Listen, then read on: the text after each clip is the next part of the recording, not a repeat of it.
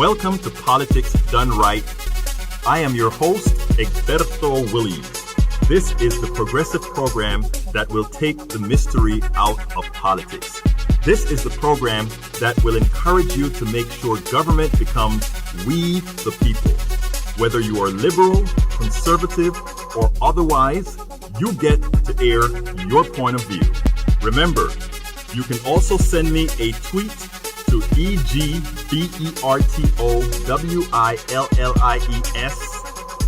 That is, at Egberto Williams. Let us engage. It is politics done right. 1, 2, 3, 4. Well, folks, welcome to one more edition of Politics Done Right. I'm Egberto Williams, your host. As you can see right now, I'm calling you from a relief center here in Texas on Homestead. It's a church that has been providing a whole lot of relief for people here in Texas, and we're going to have a pretty good interview for you today with Bobby Rodrigo as soon as he gets here. As you can imagine, things are very chaotic out here. So therefore, while the program is not quite up to snuff as we normally or would have it, we are here to present you with what's going on in Houston. As you all know, right now there's another hurricane that is heading towards Florida, and as we know, there's a time that our folks out here are not able to do two things at the same time. And what we want to do is keep aware that there are a whole lot of things happening here at the same time. Yes, we have the Harvey hurricane that just occurred, but it's also important to note that as Harvey is going in the back burner of the thoughts of many in the media, we should remember that it is okay that we handle two things at the same time. So what are we going to talk about today? Today we're going to speak about how can people best help during, not just during the hurricane season, but how can they help to make their lives better? How can they do things that are not anathema to what, for all practical purposes, the right has been preaching? How can we do it? And when Bobby gets 17 and 18 to the front, please. 17 and 18. When Bobby comes in here, he's going to discuss one of the programs that they put together to do just that, and it should be an interesting show. But before we get to the blog of the week or anything, I want to kind of touch people up with some of the news that we have out there. Some of the news that is, hi Rebecca Joy Rodabau, and hi Edwina Rockman Beach. Thank you for taking in the show. Again, this is gonna be, and also Elise Elderkin from Devon, UK. Love having you from the United Kingdom. As you can see right now, we're going through turmoil in this country right now. Daniel Ledo, I'm number 23, almost my turn. Hi, Daniel. By the way, do remember that this is also being broadcast on Coffee Party Radio and KPFT. So if you have any questions or if you want to see the podcast, you can find them there as well. Anyhow, I think we have to commend these folks out here, and sorry for the lighting. Again, like I mentioned before, the lighting presents a difficulty for us when we are out here trying to do this stream live, but we will do and absolutely do the best that we can. Before I go into the blog of the week, as you guys all would know, we play that little music to bring on the blog of the week. We don't have the speaker system set up here to do all of that, so we're going to do it the best we can. But the blog of the week today is it's gonna rock some people, specifically those maybe that are of the religious persuasion. But I hope you take it in the context that it was written. It was written more to ask folks to think before they listen to folks on the other side, to think before they do that. Because it is imperative, especially in these times, that we know what's going on. But anyway, without further ado, what I call, hello young man, how you doing? Without further ado, I'd like to tell you folks that these guys are working hard. Hello, you want to come and give a quick interview here? Oh, yes, I can. Come on over. Come on over, have a seat. I was about to read the blog of the week, but watch your cables. Come and sit down here so we can get you on camera as well. All right. Okay. Now, tell me a little bit about what you guys are. First of all, what's the name of this place? Well, this is Free Indeed International, and my name is Cameron Harris, and I'm just here rendering my service to God for this community. It's both. And, actually, our microphones are both of these. Okay. Yeah. Well, the thing about it is, we really want to not just rebuild after this, Right. but sustain after this. Right. And so with sustain comes a process. Right. It comes a long-term process, and that we have to really love on people and be here for them. And so that's what our goal here is at the Free Indeed Church International. And we're really trying to love on this community, sustain this community, and save this community at the end of the day. Because God was all things for all men, drawed all men to Him. No. We're being fishers and men, good stewards, by the way. Great. Let me ask you this: in this area, did you have a lot of flood? By the way, tell us where we're at. What part of town are we? We're in the Homestead area. If you're familiar with Scenic Wood, Cashmere Gardens, Rosewood, Fifth Ward area, the north side, really the greater northeast side. Right.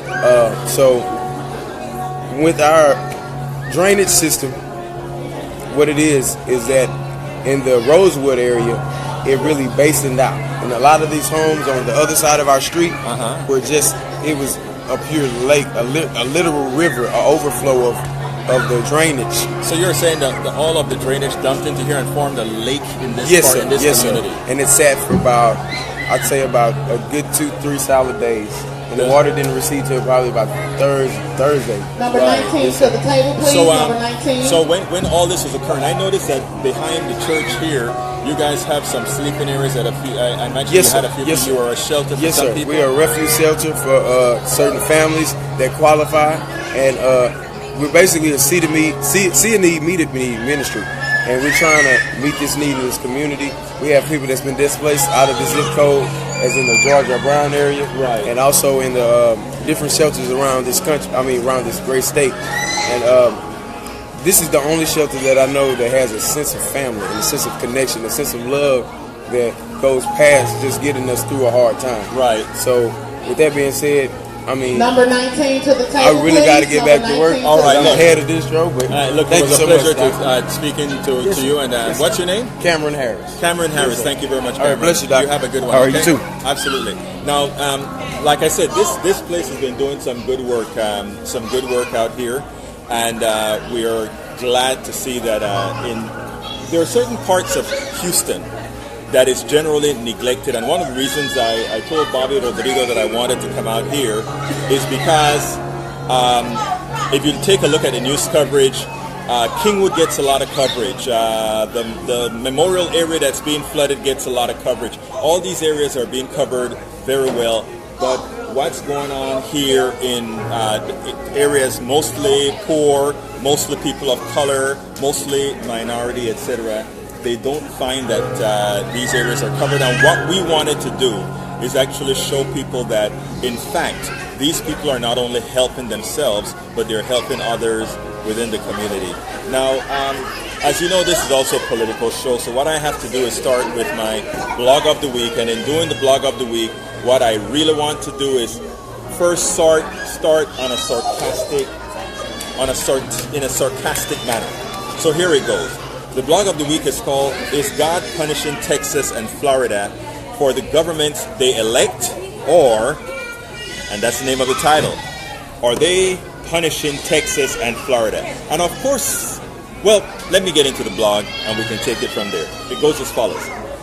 Many in the right-wing fringe blame Hurricane Sandy and other disasters on gays and liberals. Could it be time to analyze why Texas and Florida are the two states that God sent hurricanes to decimate this season? God may have sent Hurricane Harvey. God may have sent Hurricane Harvey and Irma to punish Texas and Florida, or maybe to restore faith in government for those who have yet to see the light. Texas passed some of the evilest legislation against some of God's people. The state anti-sanctuary law, SB 4, threatens to split and destroy families. Florida and Louisiana are next in line to pass similar bills. Well, Hurricane Harvey hit both Texas and Louisiana very hard, and Hurricane Irma is number 75. Sorry for that interruption, but Lily, again, this number is 76. we're in a place where we're Lily, actually number doing 76. helping people out. So Brandy Hargrove, as the number noise 75. breaks down, I'll come back with the thing. There we go. Well, Hurricane Harvey hit both Texas and Louisiana very hard, and Hurricane Irma is about to do the same or worse to Florida. One must not forget that Houston voted against HERO, an ordinance that would have protected, among others, our trans residents. Many in the clergy, like Pharisees, lied to mislead a majority to vote it down. My friend, a good friend of mine, Cody Poe, a history and government professor and someone who went to divinity school in Houston, in the Houston area, and was a previous candidate of Congress, said it best then. And this is what he said. There are over 2,000 verses in the Bible that command us to help the less fortunate, Cody Poe said. There are only 6 verses versus 2,000 verses, most of them in the Old Testament, that say something about homosexuality. If we want to talk about sin, let's talk about America's sin of not helping others. That's what we want to talk about. America's sin of not helping others. America's sin of putting our love of money ahead of our love of humanity. And our sin of not loving our neighbor. Sorry about that, folks. I'm not sure what that noise is, but it turned out to be a very loud noise. Okay, continuing. Let's talk about America's sin of not helping others, our sin of putting our love of money ahead of our love for humanity, and our sin of not loving our neighbor as ourselves. Both Texans and Floridians elected governments that denied their most needy citizens access to health care that would have been free to the states for the first 3 years and 10% after that.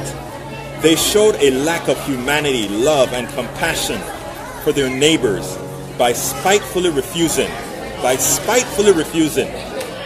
the Medicaid expansion to the Affordable Care Act. Based on Pogue's reading of the Bible, those 2 states are in direct conflict with the good book. They are in direct conflict with the good book. Just like God caused the flood when his people went too far, he may be making the same, or rather, he may be making an example of Texas and Florida again with the weather. Now, folks, of course, I do not believe any of the nonsense I just said about God punishing Texas and Florida. That is not at all true. That is not at all a fact.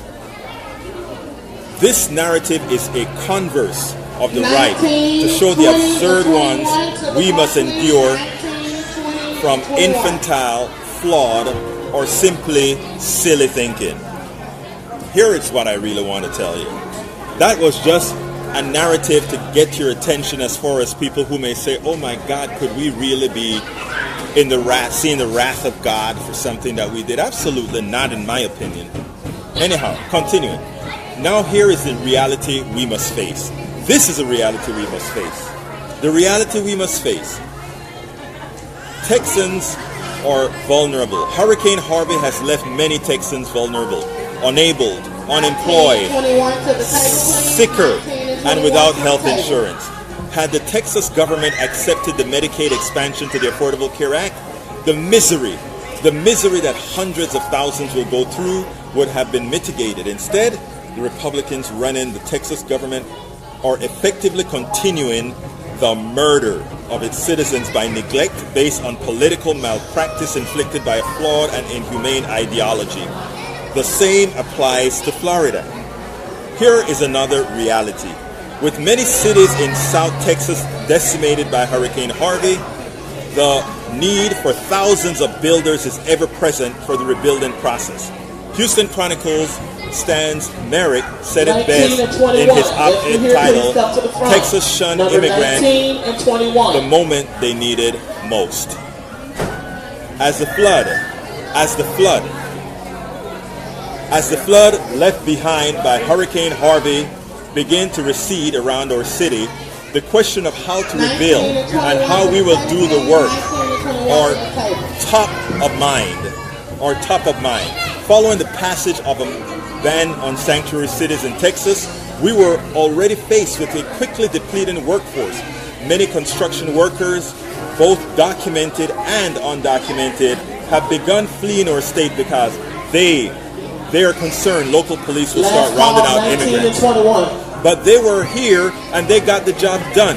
When the massive rebuilding effort set to get underway, the need is greater. The need is greater than ever for an alternative to deportation and a wall meant to keep out many, the very people who will be responsible Number 77, Amber. for restoring of the Gulf Coast. Amber. When Tropical Storm Allison devastated Houston in 2001, causing $9 billion of damage, thousands of workers, many of whom were unauthorized, flocked to our city to help with the rebuilding.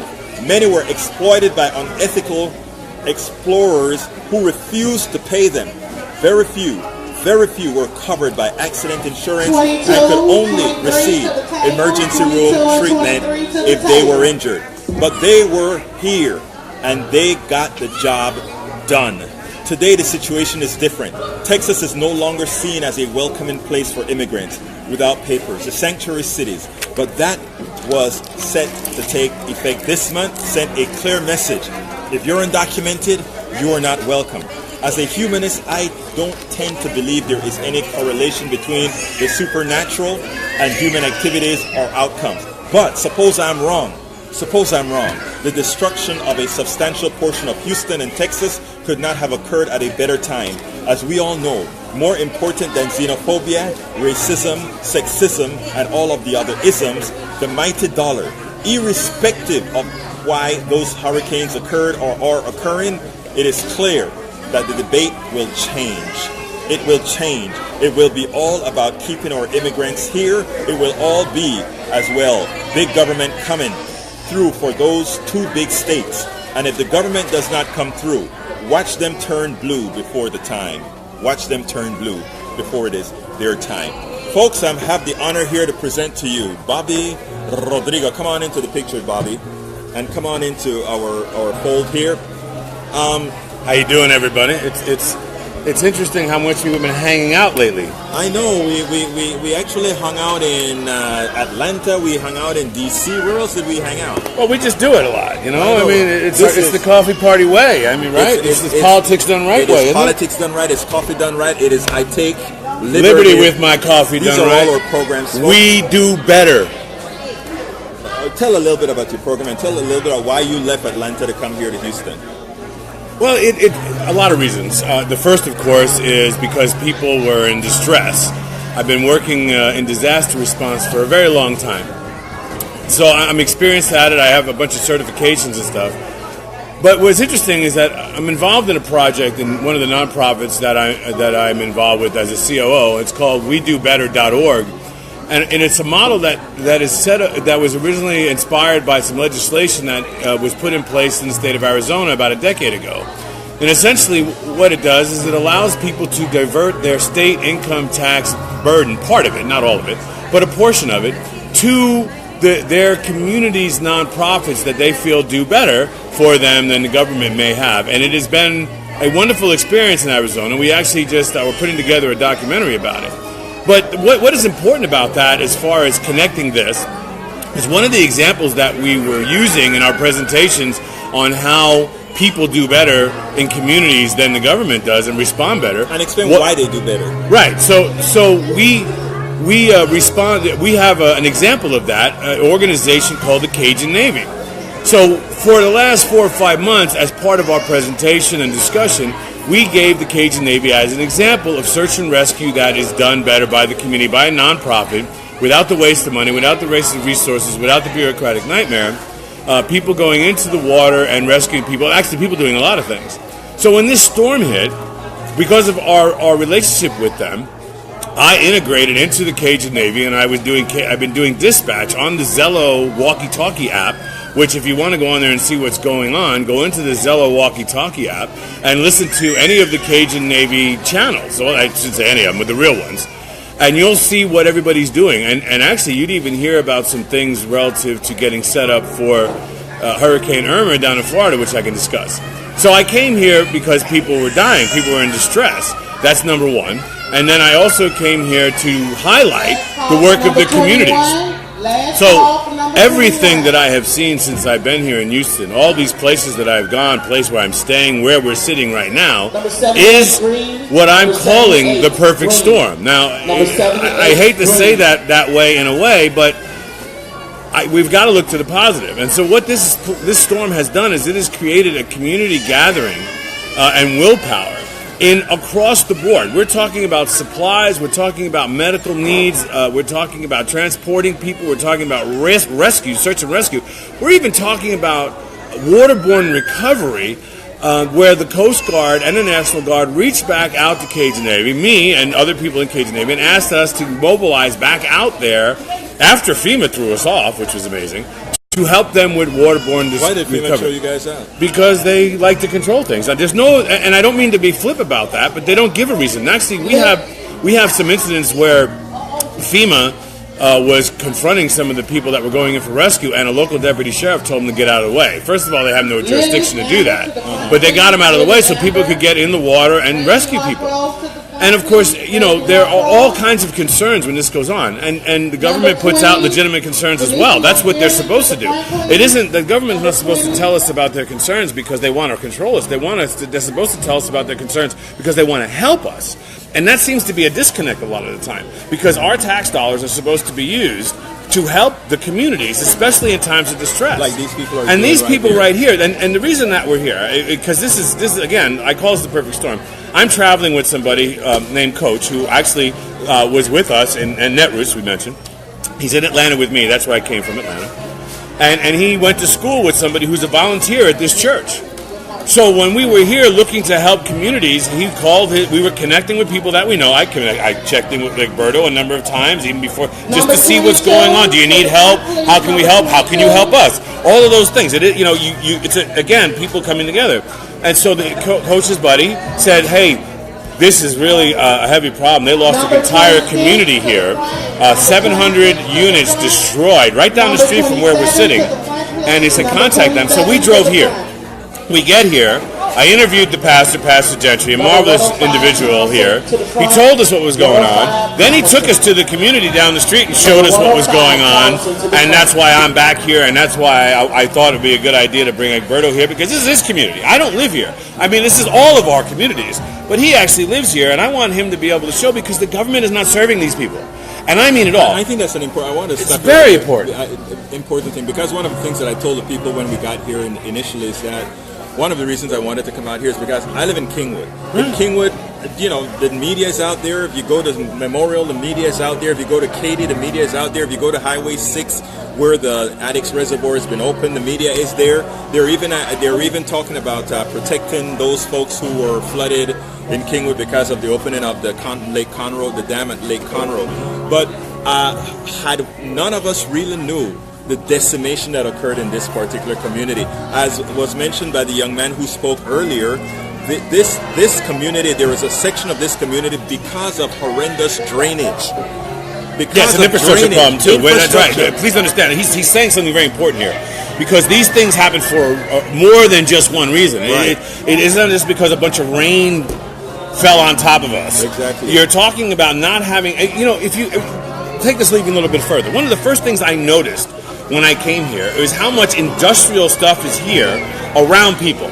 Concrete plants, railroad tracks, things like that, where they take low-income communities and they put all this chemical, oil refining, all industrial things in the same community as these people. So you have a lot of spills, you have a lot of things in the air anyway. Then they don't do the infrastructure, simple thing like putting in the proper drainage in areas. And look, it rained a lot here. Let's be real.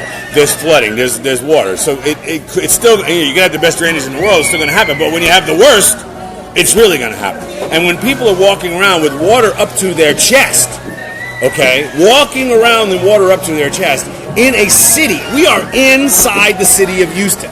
We are not in the boonies where infrastructure is going to be a little bit more challenging.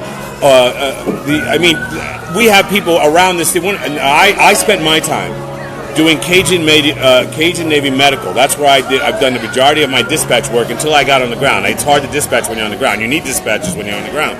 So I've kind of left that part of it. But one of the first things we saw from the rescuers as well is we had to get them covered and get their bacitracin and Hepaclens on them because they were getting septic shock. Because this is a septic area. Texas is a septic area. It's not like they have places where you can, they don't have the infrastructure where waste goes out. They have septic in a major part of this city. And so people were going in the water, so when the area was flooded, they would get septic shock and get sores and things like that. And we have a number of major diseases that have been confirmed in the city. Hep A and Hep B. That is sad because you can see a distinct difference between how drainage is handled from community to community. Absolutely, you can. Area. And those are certain things that we want to highlight. We want to highlight that what hurts these people here in this part of town ultimately hurts all of Houston as well. Well, absolutely. Okay, so I mean that's an important statement as well. So think about this. Okay, so when you talk about the domino effect, okay, so you have, first of all, you have displaced people. Number one, look around you. Right. Okay, we have displaced people. So number two, you have to rebuild. You have people who get sick. So now you're straining other parts of the community that wasn't necessary, at least at the degree that it was, if things are being done in the front end. Now, when I get off the interstate to come to this location, the first thing I see is a yard full of cranes sitting there doing nothing. Now, this apartment community that's down the street here, it should be leveled. It should already be leveled, and they should be building right now. Now, I'm telling you, some of you know from listening to me on my Coffee Party radio show, I'm being here a guest with Egberto, is I have a long commercial construction background. With my coffee. I take liberty with my coffee. So I have a long-time construction background. I can come in here with a crew and build this apartment complex and get them in dry in less than a week. So they need to take it down and do it. The city should step up and go, okay, let's go. It won't happen that way. So getting back to the point about what We Do Better is about, for example, is we're showing how people can direct their tax dollars, not all of them. Let's not be we're not talking about going and defunding the government. We're not talking about that. So let's say you owe $2,000 to the state of Texas in a very tax thing, and I know there's no income tax here, but let's just say that that's going on. So let's say you owe $2,000, well, in Arizona, for example, if you're a married couple, you can take $800 of that, and you can direct it to a nonprofit that you think right in your community that you know feeds the homeless, does free medical care. I was at a place right here in Houston yesterday dropping off some food from NRG Stadium that donated. I had 800 pounds of meat that I put in the back of a refrigerator truck and took it to a couple of places. So I walk up to the place and I meet the gentleman. I ask him what it was. So this is what he tells me. The name of the place is Table in the Wilderness. Okay. And what they do is anybody who has an addiction problem of any kind and needs life therapy of any kind can walk into this place for free and get help. Can get a bed right there and then, can get fed right there and then, get a job right there and then, get put into classes, get off the street. They do it for free and they're self-sustaining. So what they do is they get donations, they take like Goodwill, they take the stuff, they have a store right there on site. The people that are going through this program and other people who have been through it work this thing and they sell the stuff to the community so they can offer the services to people in distress for free. So what I'm saying is, Egberto should be able to say, you know what, I want to donate $100 of my tax money that has to go to the state who isn't doing this stuff properly to this organization. And that allows for, because we can prove by data how we do better, and that's the whole point of that program. So, and I don't want to spend too much time on that because we're up here about the community. Right, but actually, do better. We can do better is about the community. That is right. That's exactly right. We do better is about community helping each other, being self-reliant, resilient, all that stuff. What that talks a lot about is decentralization. That too, absolutely. What happened is we do believe that communities know better what's there for them. But we do need the centralized government to put out, to collect money and pass it on. Yeah, so please understand, right? So please understand that we are not sitting here saying, okay, we're not anti-government. Right, exactly. So the premise, the reason that we started down this path was because the government does not have to earn our tax dollars. And what I mean by that is that we all know that there's a lot of inefficiency, bureaucrat stuff, and they're not achieving what it is they're supposed to be, right? So if you were dealing with a business that wasn't servicing you properly, you wouldn't have to do business with them again. We want to force the government to do better. So if I can tell you, like, for example, if you're in the TANF program, and we've done the research, so they can feed 2 people for $10, but Feeding America can feed 11 people for $1.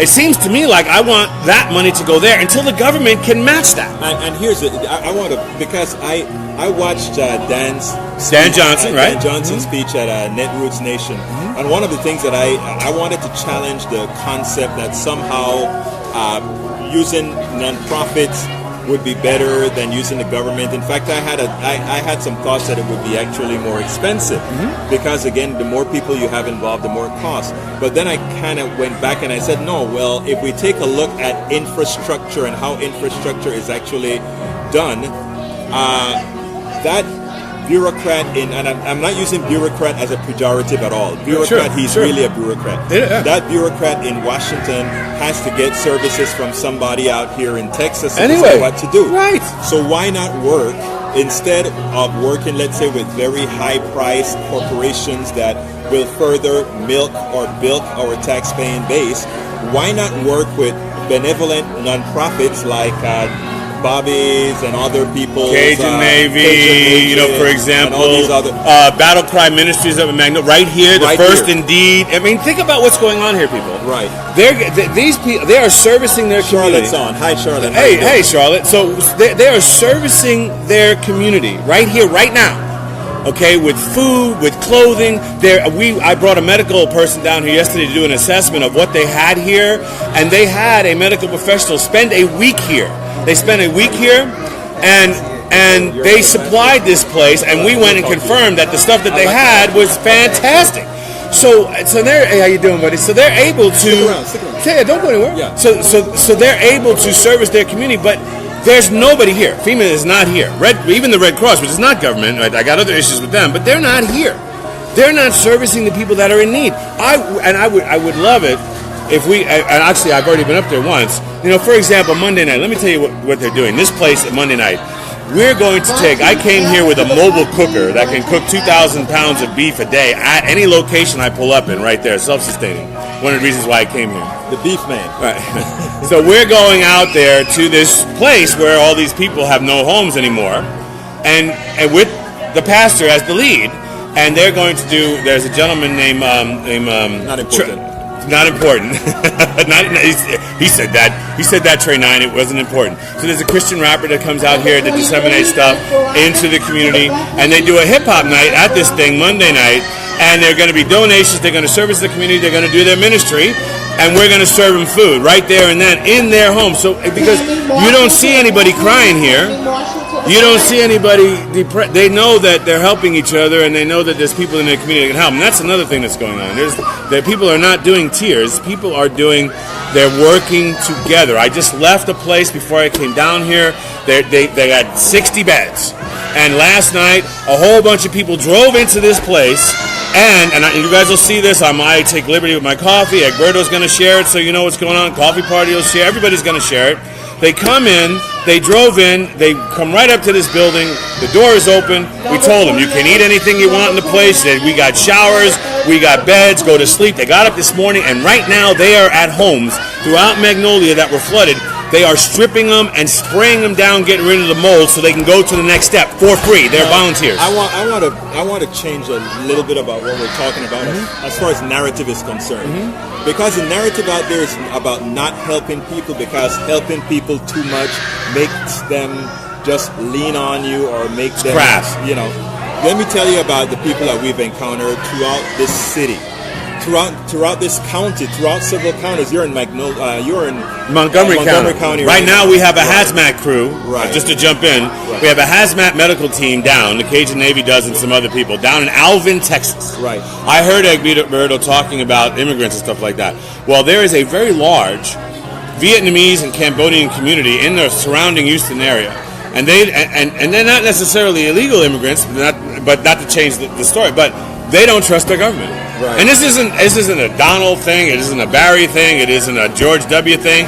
It's the way that government has dealt with them, regardless of who the president is or what administration is going on.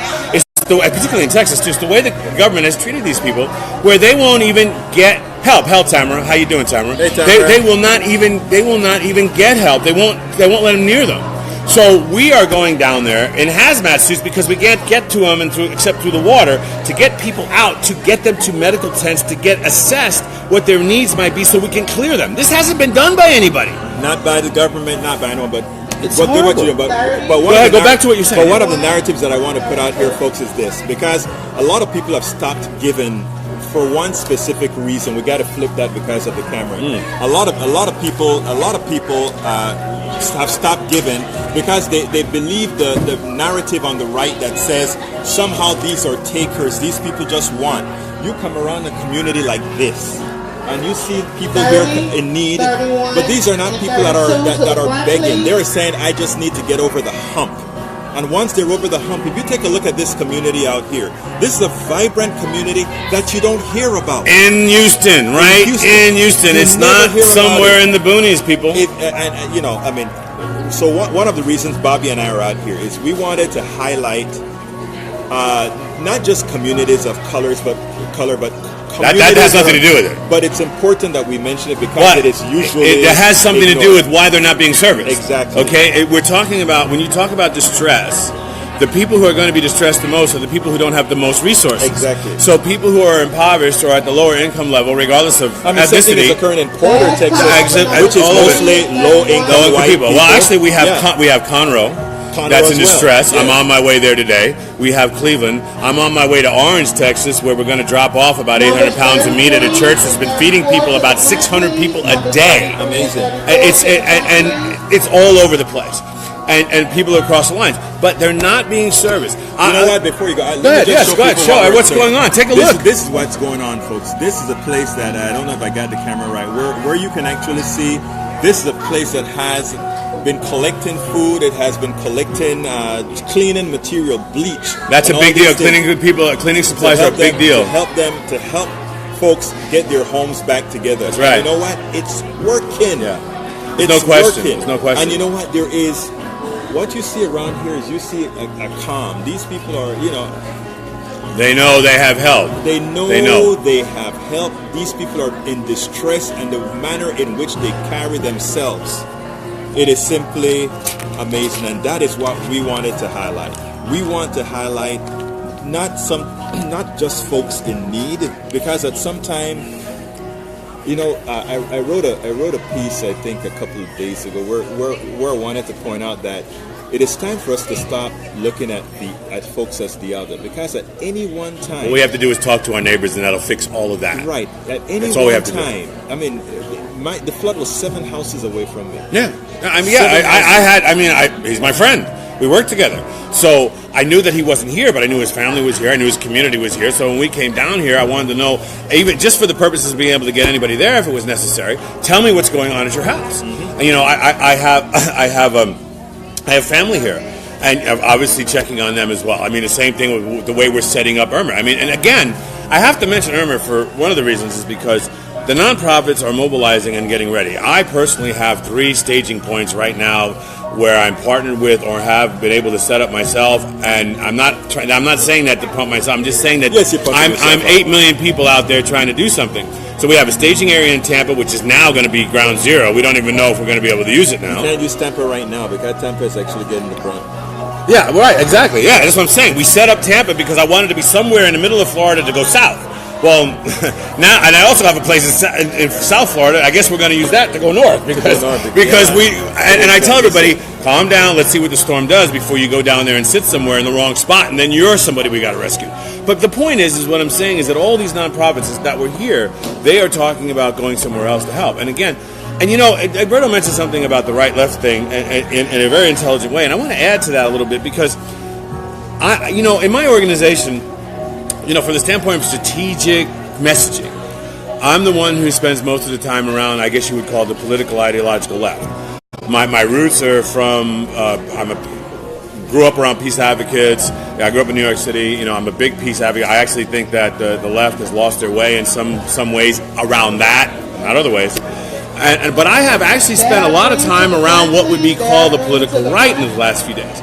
So just to comment on how the political right can change their narrative if they're paying attention is because the left-right has a division when it comes to the way the churches are connected to the community. Well, I can tell you personally that I've been around five church communities, including this one, and the energy and the spirit is exactly the same. It doesn't matter what color they are.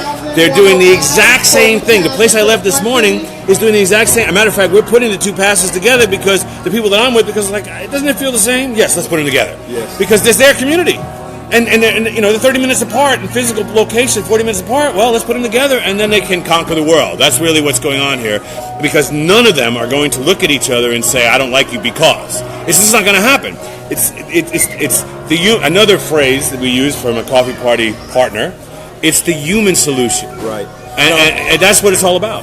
You know what we have. Coach, come over here and say hello. Hey, Coach, how you doing? Hey, nice to see you. Man. I see you in the. Yes, of course. Yeah, my man. Yeah, A little lower. But you know what? Come over here, sit over here. I'm going to go out and look at some things and check on some things, and you sit with Coach for a minute. Right, he knows what's going on here. Great, Coach. OG, what's up, man? Great, man. Come on and have a seat. Nice to see you. What's up again, bro? I see you hard in the hood for real. Yes, I'm telling Oh, you. I love you, bro. You got me as a permanent listener, Did bro.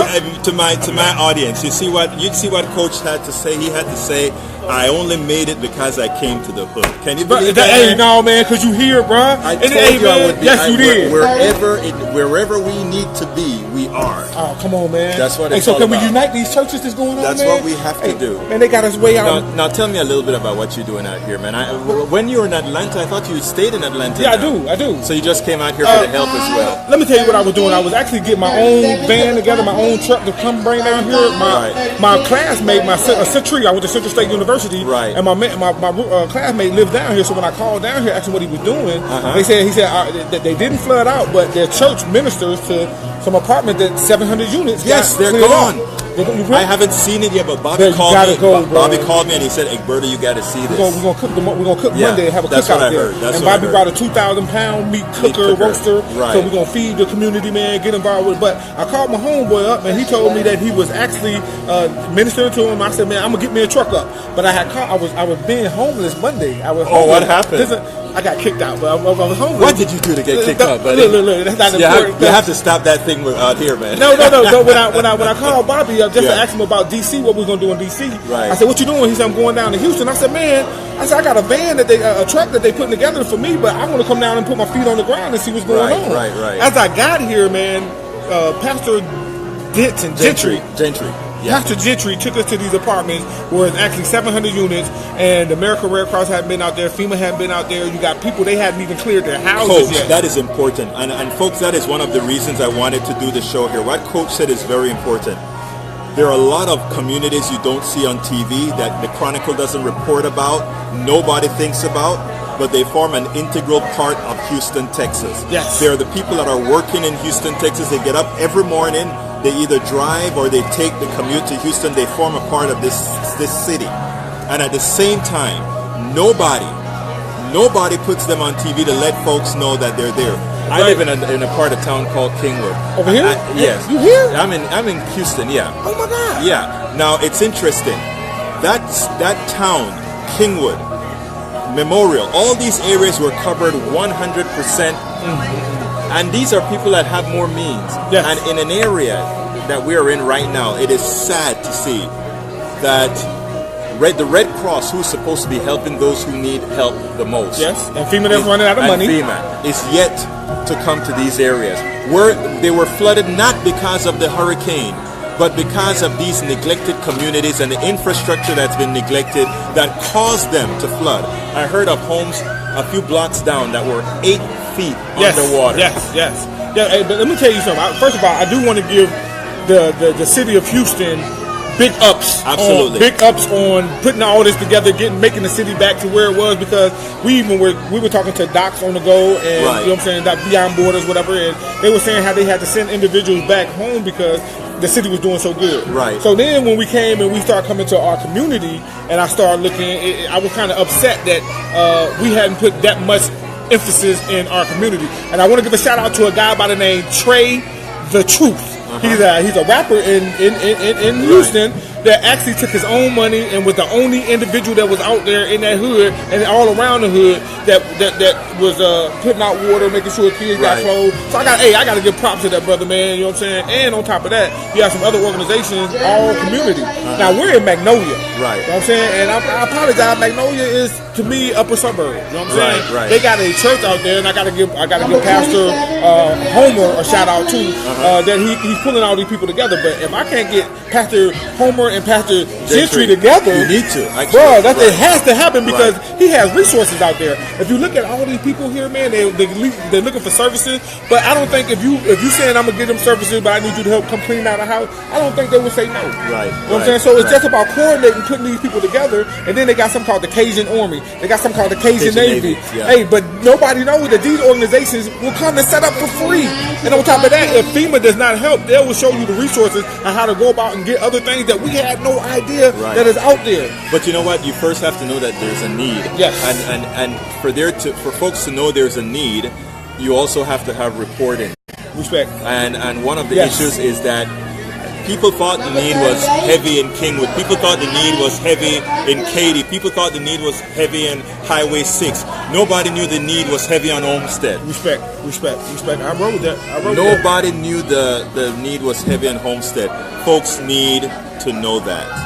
And we have to unite, man. Unity. Right. If we can't unite, man, it don't work. Right. You know what I'm saying? And everybody, let me tell you, man. If you're looking at television or some of the things, they make it think that we're not divided. I mean that we're divided. We're not. White against black. Man, hey, move out there to the side. Now I'm not a super spiritual person, but let me understand. I do understand the body of Christ and what we're talking about being the anointed one. By taking the anointed attitude and showing the light that is bigger than us, man. Whoever owns the big white truck that's parked in the front. Let me add to what you just said, and because what you just said is important.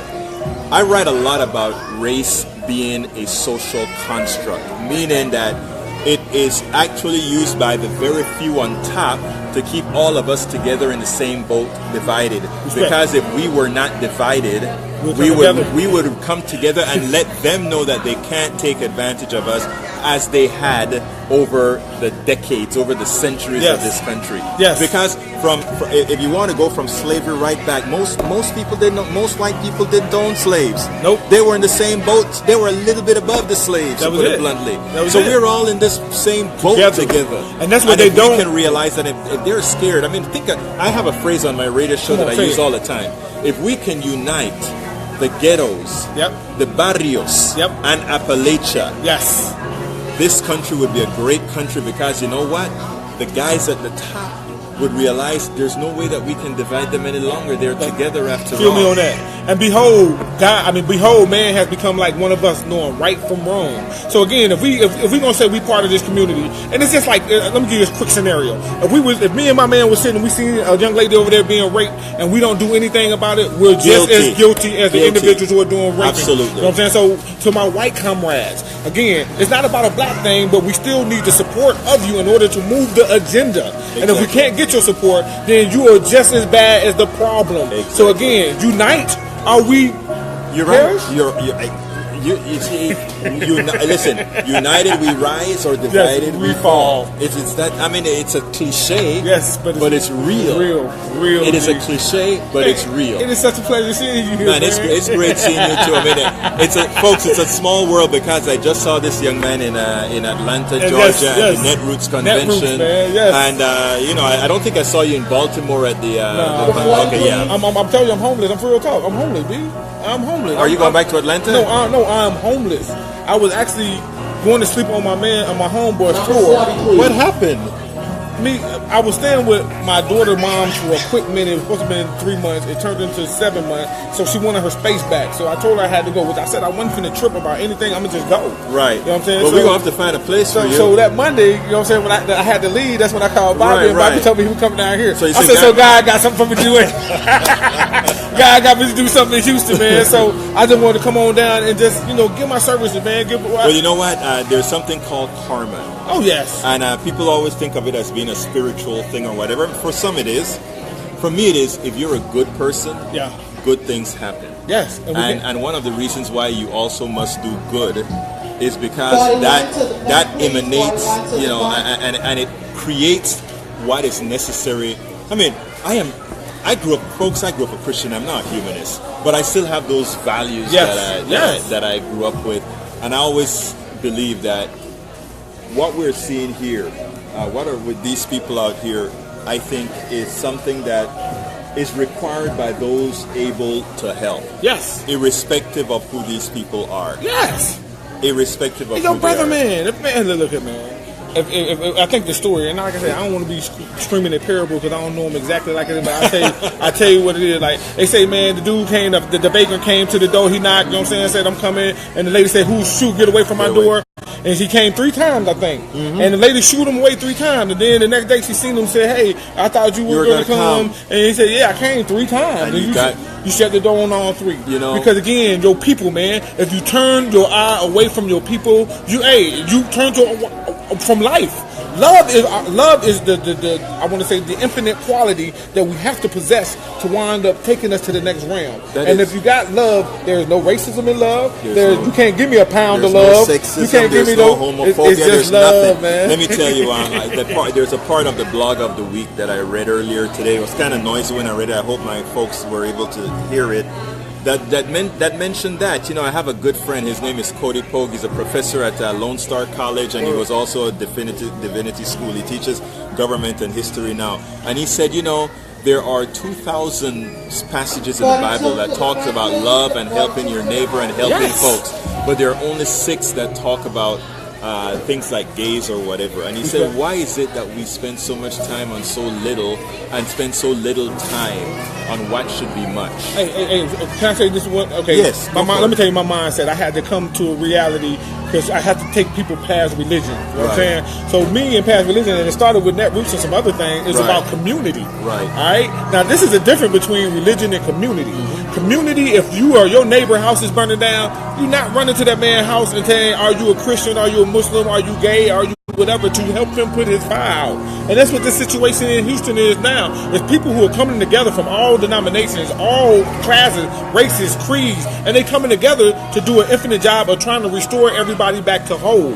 Now, if we can do that, and we find ourselves doing that here, when we do it, because we're doing it now. Right. And if you turn this camera around, man, you got white, black, Hispanic, everybody sitting in there, man. I hope you can see it because I don't have a good view, but that's everybody coming together. And again, this is the time we're going to take the opportunity and keep preaching what we're talking about. Preaching is the love and put the relationship together. Because if we don't put the relationship together, it's going to go back to what we used to doing. Yeah, and I want to, again, one of the reasons we're doing this, and what happened is we have people that roll on to this, and we also are on, by the way, Coach, we're also on a Coffee Party Radio, on Blog Talk Radio. So as you talk, it's not just Facebook Live, but you're on another network as well. Okay. We're doing this all here in one place. Hey, the computers are great in the way we can do things now. We can localize our news, and this is why it is sort of shameful that we don't have more people out here. It is shame on me that it took me 2 weeks to come here. It's shame on me that Bobby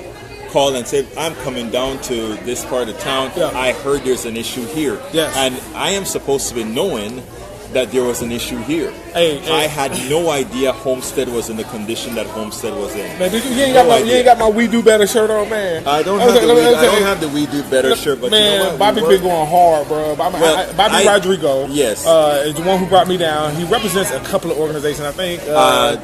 Tax Revolution and We Do Better, and We Do Better, and I take a cup of coffee with my liberty. That is a show. The show is I take coffee with my liberty. You got a whole bunch of stuff, and a whole bunch of people packing them down. But as we coming down here, man, we had so much trouble trying to get down here, but this man constantly stayed on his radio and was logistically doing things as we're moving. Right. So when I tell people, you know, if you're supporting Bobby or Bobby is part of your organization and y'all doing some things, man, keep the good work going on, because the man is really, you know, getting around making things actually happen. And the majority of your money is going towards what he's trying to accomplish. So, you know, like you said, Red Cross, you know, 90% goes towards administration, 10% come back to us. It's not that bad. Let's tell it. I mean, it's I don't know how the numbers. But okay, we'll get the number. But it's put it like this. I know somebody get a salary of $1 million a year. But there is a problem with the Red Cross in that they do pay $500,000 to several to their chairperson, yes, and several $100,000 to a lot of people. There is no, and that is not their money. Those are donations from regular American citizens that's going into the pocket of these administrators. That's right. Why aren't these administrators working at a discount? They should be running a discount if they're working for an organization like Red Cross. They like to say, like, that is a going rate for administrators. A going rate for administrators is $500,000. I'm sorry, a Red Cross administrator is not the same as the administrator for Exxon or Shell or any of them. That's right. If you want to work for the Red Cross, just like you ask the Red Cross to, just like the Red Cross asks people to donate money to them out of the goodness of their hearts, yes, the people who run within the Red Cross should be working. Yes, they have to feed their own, but they should also be working not at these extraordinarily high salaries. Okay, so now what we're saying now, okay, let's get beyond that. Let's get beyond some of these organizations not doing some of the things that they're supposed to be doing. Right. All right, because again, we don't want to focus on the negative. We want to know how we can wind up building on the positive. Exactly. So if that's the case, then you know what I'm saying, can we start building relationships? That's important relationships. Yes. If you guys out there and y'all know some people who need to be involved with Reverend Gentry right, and what he's doing here, reach out to him. If you guys, I just seen somebody pop up and said that they vacationed in Magnolia. Well, if you vacationed in Magnolia, you should know somebody out there who can basically reach out to Pastor Homer and then tell him about, you know, things that are going on in the community. You know what I'm saying? So it's about not even arguing about what's not being done, but it's about being positive and seeing what can we do to make it better. So even if this situation happen again, man, we can be on point with, you know, the like them people right, what are the Cajun Army, you know, the resources. Yeah. You know, that's what I'm getting out of all this, because out of all the things I ever went to, I never heard of these folks before. Right. And I didn't know it was an organization out there that can help black people or any people get back on their feet, you know, after a tragedy like this. Coach, you know, one of the good things that we do at Netroots and all this is connect people. Yes, that's how we got connected. Yes, sir. That's how you and Bobby got connected. Yes, sir. And that is what it's all about, right? Karen Coburn, Netroot Nation, yo, shout out. But folks, this is we're coming on to the end of the show. I'm going to ask, I'm going to call him Reverend Coach. No, man. I'm going to ask Reverend Coach to give a closing statement, and then we're going to close this baby up. Give me a closing statement, Reverend Coach. UNITY. If we do not unite, we will perish. And the individuals who can do something, do it. One more thing, excuse me, because he said something about my cannabis. You know what I'm saying? The cannabis community needs to come together within ourselves. All y'all are some of the best advocates are in the country. And if we can't advocate for goodness along with what we're trying to advocate for, you just waste most of the responsibility that God possessed you to have. So if we can get together, man, on all levels and bring people together and hang out with cats like this, man, we can make this happen. So Jose Lopez to the front, please. I apologize. She keep kicking me. But hey, if you get a chance, come on, help us out. Connect. Throw your dots out so we can connect them. Now, folks, this is, as you all know, this is Politics Done Right. This was sort of a laissez-faire show. I heard about what was going on here at Homestead. It just quickly got set up in this church so that we could kind of present some of this to you, and hopefully, sort of whet your taste bud for something that you'd want to do. Help out the community. Yes. Find. Actually, I wish Bobby was here, because I would have liked to get a website, but I'll tag it in later on, that you folks can actually help us help Houston, help us help Texas, help us help Florida. And my people in Atlanta, you know what I'm saying? I was having my truck come down here. I got a truck. If you go on my IG, it's Coach the Green West Team. The Green Rush Team or Coach 69 Smoke, either way. I got my flyer on there, but we were showing you that some of the things we were doing. So we're looking to get, we ain't even asking for donations. You want to give a donation, cool, but we're asking for vinegar, we're asking for peroxide, and we're asking for twin size comforters so people who are coming from out of state, who are helping out, that they can actually have somewhere to sleep. And so you got some other people like Pastor Homer out there, got a nice facility out there, feeding them folks good, man. But he's putting them back out into the streets to help out with the community. So he has a whole thing that he's doing himself, man. So again, if we can get individuals to help out and give us the things we need, you know what I'm saying? Like I said, clothes, y'all can hold up on the clothes, because that won't be until everybody's back into their house. Right. You know what I'm saying? So right now, we just need to get to where we can get them in their house. So hey, I'm at 59. So folks, 59. Thank you so kindly for listening one more week to Politics Done Right. I'm Egberto Willies. We'll be back on Wednesday at KPFT 90.1 FM. This has been a production of KPFT 90.1 as well as Coffee Party Radio. And I'm going to give Bobby Rodrigo a pull for I Take Liberty with my coffee. And of course, we have the Green Rush Team. The Green Rush Team and all my cannabis users who coming out to try to do right. Absolutely, yes, folks. Sir. Peace. Egberto out.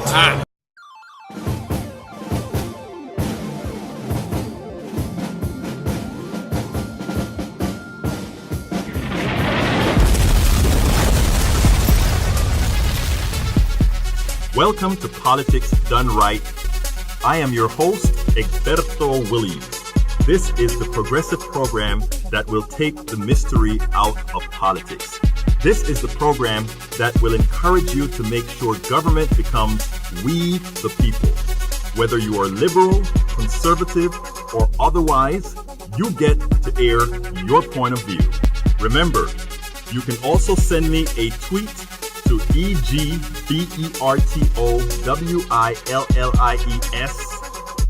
That is at Egberto Willies. Let us engage. It is Politics Done Right. 1, 2, 3, 4.